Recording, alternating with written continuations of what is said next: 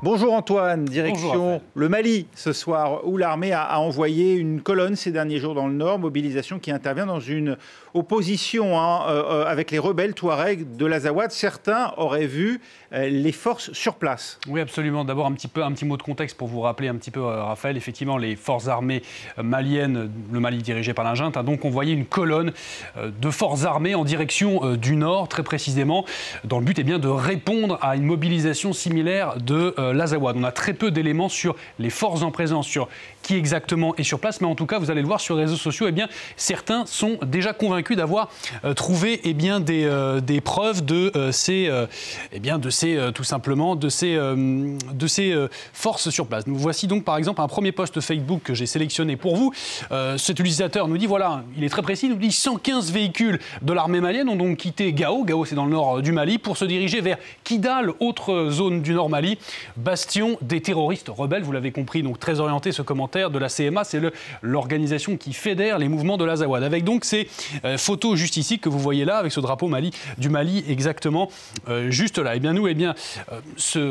Notamment cette première photo, cette photo de blindé, a attiré notre attention.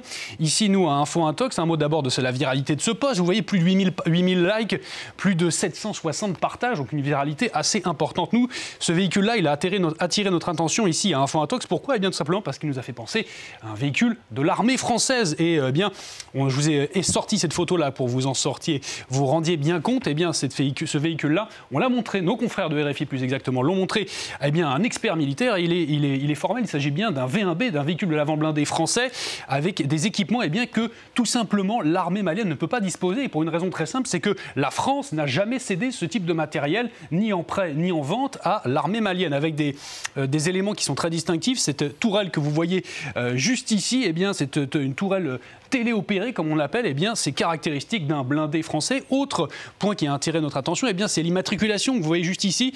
Et si on voulait en être tout à fait sûr, vous pouvez retrouver sur Internet un site qui regroupe toutes les immatriculations du monde. C'est très précis, notamment les véhicules militaires. Et on voit juste ici, vous voyez ça, c'est les plaques des véhicules militaires français.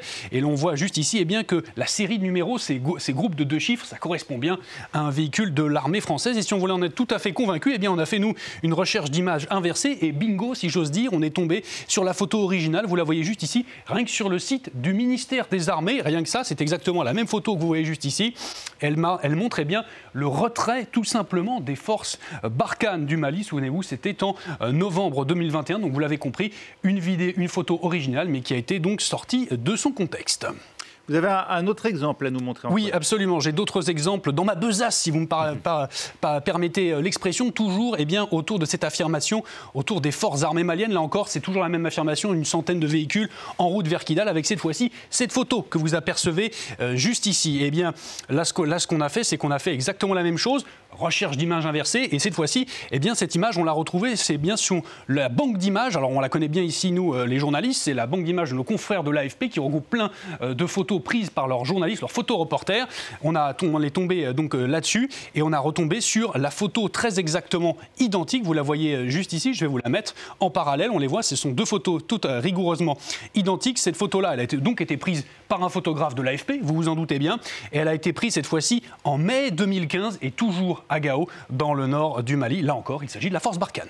Et ces infox ne concernent pas que les forces armées maliennes, mais aussi, Antoine, les rebelles Touaregs. Oui, justement, c'est ça finalement qui est peut-être le plus intéressant, c'est que finalement les désinformations, en tout cas, surgissent des 2 côtés, avec notamment ce post-là que vous avez pu voir sur Twitter. Alors, il est écrit en ukrainien, c'est assez surprenant, et ce post nous dit, voilà, mobilisation des rebelles de l'Azawad pour lutter contre Wagner, les Russes notamment, et l'armée malienne. Là encore, on a pu, grâce à une simple recherche d'images inversées, retomber sur la photo originale. Et cette fois-ci, cette photo originale, on l'a cette fois-ci retrouvée sur un post Facebook que vous allez apercevoir juste ici, qui lui date de février dernier, et il montre effectivement des colonnes de rebelles de l'Azawad, mais pas du tout à la même période de temps, vous l'avez compris. Et surtout, c'était à l'époque une opération de sécurisation du Nord Mali, à l'époque où les rebelles de l'Azawad étaient toujours en accord avec le gouvernement malien. Merci Antoine Fenault, c'était Info Intox avec Antoine. Allez.